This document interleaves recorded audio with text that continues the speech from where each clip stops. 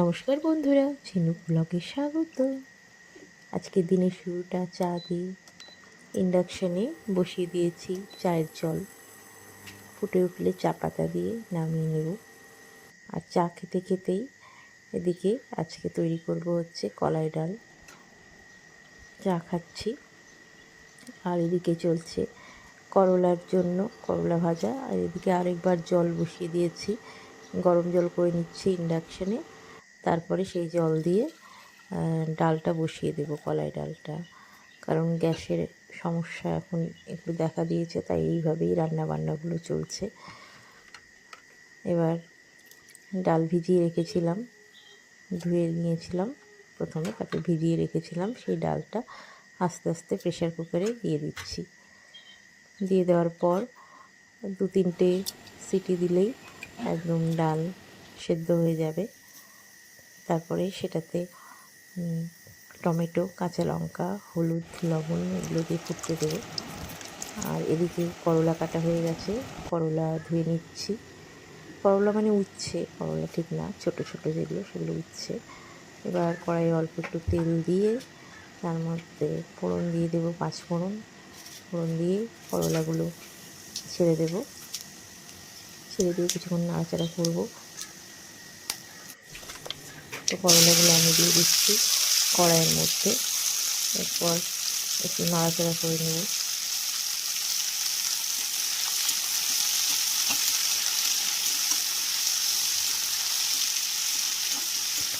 নাড়াচাড়া হচ্ছে খুব ভালো করে।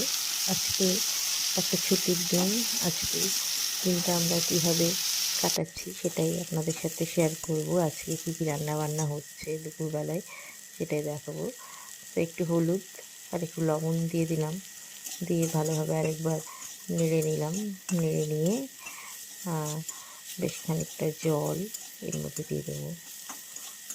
তো ছুটির দিনে রান্নাবান্নাগুলো একটু বেশ হয়, বেশ কয়েকটা পদ হয়, কিন্তু যেদিন কাজের জায়গায় যাওয়ার থাকে সেদিন খুব সংক্ষেপে রান্নাবান্না সারা হয়। 2টো কাঁচা লঙ্কাও দিয়ে দিলাম। এরপর এটাকে একটু রেখে দেবো সেদ্ধ হওয়ার জন্য। ভাজতে ভাজতে অনেকটা সেদ্ধ হয়ে গেছে। তো আজকে এই যে করলা হয়ে গেল, মানে ভাজাও ঠিক না এটা, আবার পুরোপুরি তরকারিও বলা চলে না। আর এদিকে রয়েছে টমেটো, টমেটো রেডি করেছি, একদম লাল লাল টমেটো।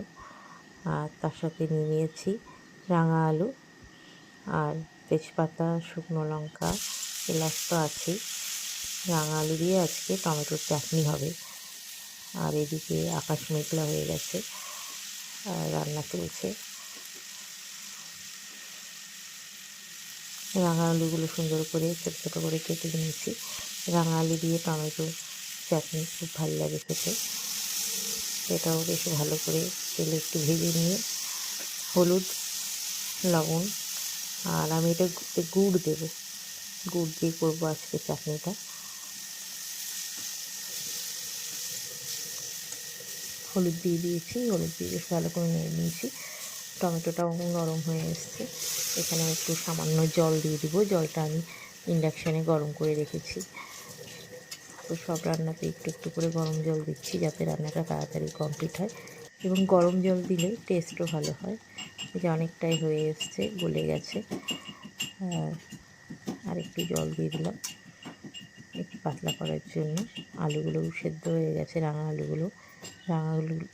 আলুগুলো বেশ মিষ্টি মিষ্টি খেতে, চাটনির সাথে খুব সুন্দর লাগে খেতে। এবার এই যে গুড় দিয়ে দিচ্ছি। এই গুড়টা দিলে চাটনির কালারটা একদম সুন্দর হয়ে যায়, অন্যরকম, এবং খেতেও খুব টেস্টি হয়। চিনির চাটনি তো আমরা প্রায় খেয়ে থাকি, কিন্তু এই গুড় দিয়ে টমেটোর চাটনিটাও বাড়িতে তৈরি করে দেখবেন, অসাধারণ খেতে হয়। বেশ গাঢ় গাঢ় হয়ে গেলে সেটাকে নামিয়ে নিতে হবে টমেটোর চাটনিটা। টমেটোর চাটনি প্রায় রেডি। এরপর এটাকে আমরা তুলে নেব।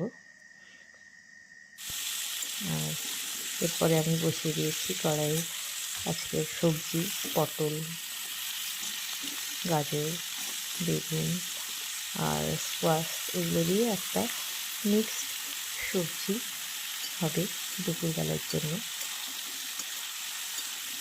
তো এই হচ্ছে আজকের মেনু আমাদের।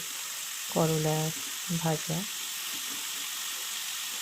করলার ভাজা ঠিক বলা যাবে না, করলার চিপসি, টমেটোর চাটনি, সবজি, আর একটা জিনিস আছে মাছের ঝোল, সেটাও দেখাবো। তো তরকারি প্রায় আমার রেডি হতে চললো।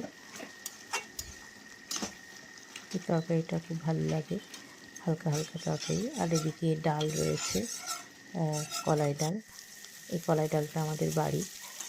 তো কলাই ডালের জন্য আমি এবার তড়কা লাগিয়ে দিচ্ছি। কলাই ডালে পেঁয়াজ কুচি, শুকনো লঙ্কা আর পাঁচফোড়ন দিয়ে খুব সাধারণভাবেই করছি। আর এদিকে মাছের ঝোলের জন্য বেগুন, ডাঁটা এগুলো সব কাটা হয়ে গেছে, আলু আর টমেটো, পেঁয়াজ এগুলো দিয়ে হয়ে যাচ্ছে মাছের ঝোল। আর এদিকে ভাতও বসে গেছে। তো আজকের মেনু আমাদের একদম রেডি হয়ে গেছে। ভাত, করলার ছেচকি, মিক্সড সবজি, চাটনি আর মাছের ঝোল। আর এই দেখুন আমি পেয়েছি আজকে মাছের মুড়ো, দারুণ মজা। আর খাওয়া দাওয়ার পর আজকে কেটে নেব এই নতুন সবজিটা। সবজি না, ভুল বললাম, এটা ফল, তবে সবজি হিসেবেও খাওয়া যায়। এটাকে বলা হয় বাঙি লোকাল ভাষায়। খেতে খুব একটা টেস্টি নয়, তবে হ্যাঁ খাওয়া যায়, অসুবিধা নেই। তো আজকের ব্লগটা আপনাদের কেমন লাগলো জানাবেন অবশ্যই কমেন্টে। তাহলে আসি, টাটা, বাই বাই।